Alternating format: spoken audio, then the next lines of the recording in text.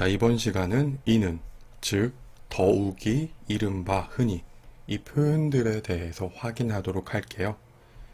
이 내용들은 구체적인 의미를 확인할 필요는 없어요. 사전에 나와 있는 구체적인 단어의 의미를 막 확인하실 필요는 없고요. 다양한 용법들, 한국 사람에 따라서 정리하기 힘들 만큼의 다양한 용법들이 존재한다는 사실도 알고 계시고, 오늘 배운 내용들이 가장 일반적인 사용이라고 생각해요. 그래서 오늘 배운 내용을 중심으로 이렇게 사용되는구나, 그 정도의 의미를 파악하시면 됩니다. 자, 먼저 괄호 안에 들어갈 표현부터 확인해 볼게요. 한국인은 매우 다양한 성격을 가지고 있다. 하지만 외국 사람들은 그 사실을 잘 알지 못하는 것 같다. 빈칸에 무엇이 들어갈까요? 먼저 이는, 이러한 내용은, 이 표현이 들어가는데요. 앞에서 언급한 문장을 다시 한번 지칭할 때 사용해요. 그래서 한국인은 매우 다양한 성격을 가지고 있다. 외국 사람들은 그 사실을 알지 못하는 것 같다. 이 내용을 가지고 와서 외국 사람들이 잘 알지 못하는 것은 최근에 연구를 통해서도 확인할 수 있다. 바로 앞의 문장, 하지만 외국 사람들은 그 사실을 잘 알지 못한다. 이 내용을 뜻하는 거지, 한국인은 매우 다양한 성격을 가지고 있다를 뜻하는 게 아니에요. 바로 앞에서 언급한 문장을 지칭할 때 사용되는 표현이라는 거 기억하시고요. 또 가을이 되면 많은 사람들이 허탈함에 빠져 있다고들 한다. 하지만 이는 사실과는 다르다는 연구 결과가 나타났다. 이렇게 하지만과 같이 사용될 수 있고요.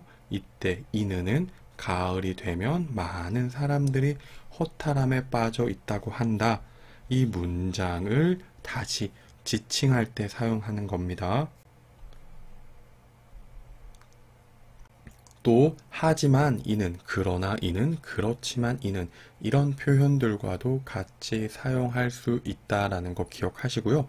하지만을 한번 사용했으면 그 다음 문장에서는 그러나나 그렇지만을 선택하셔서 똑같은 표현을 중복해서 사용하지 않아야 한다라는 거 기억하시면 좋겠고요. 다음은 즉인데요. 한국어 교육에서는 교사의 역할이 중요하다. 즉, 교사의 노력에 따라 학생들의 성취도가 올라갈 수 있다는 것이다. 앞에 설명한 문장의 내 의견, 내 주장이에요. 그 의견이나 내 주장에 대한 그 다음에 구체적인 설명을 할 때 사용하고 있습니다. 학습자의 한국어 능력은 개인의 노력에 달려있다. 즉, 아무리 훌륭한 교사나 훌륭한 교재를 사용해도 개인의 노력보다 성취율이 높아질 수 없기 때문이다. 이렇게 기 때문이다를 사용하실 수도 있고요. 이때 즉은 상당히 자신감 있는 표현, 이런 의미가 있어요. 그래서 내가 하고자 하는 말, 내가 하고자 하는 근거가 명확한 그런 주장에서 사용하시면 좋아요. 이때 즉은 조금 더 풀어서 쓴다면 다시 말하면, 다시 말하여, 이런 표현으로도 바꿀 수 있고요. 더욱이는 현대 사회에서 저출산은 심각한 문제이다. 더욱이 결혼을 하지 않고 혼자 살아가기를 원하는 이른바 혼족이라는 새로운 형태의 가족이 증가하며 미래 사회의 인구 문제는 더욱 위기에 직면하고 있다.처럼 앞에 제시한 문장과 그 문장보다 더 강한 속성을 가진 표현이 올 때 사용해요. 현재 환경오염은 심각한 수준이다. 더욱이 환경오염을 인식하고 그 문제를 해결하려는 국가 차원의 노력이 보이지 않아.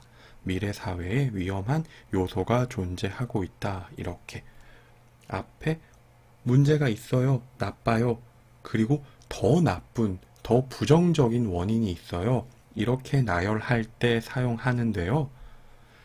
앞의 문장보다 더 강한 정도를 가진 표현이 뒷문장에 올 때 이 표현이 자연스러워요. 또 부정적인 것만 오진 않고요. 긍정적인 표현도 사용이 가능합니다.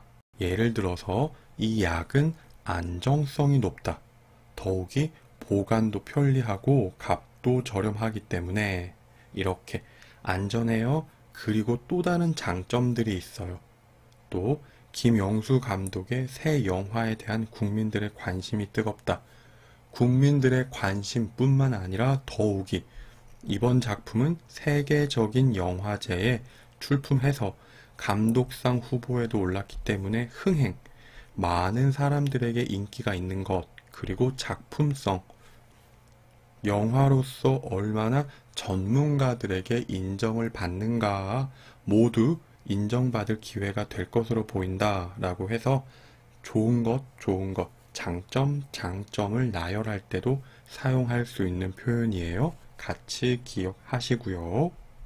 또 이른바라는 표현이 있는데 지금 많은 사람들이 말하는 표현, 유행어나 비속어를 문장, 논문에 지칭하기 위해서 사용하실 수 있고요.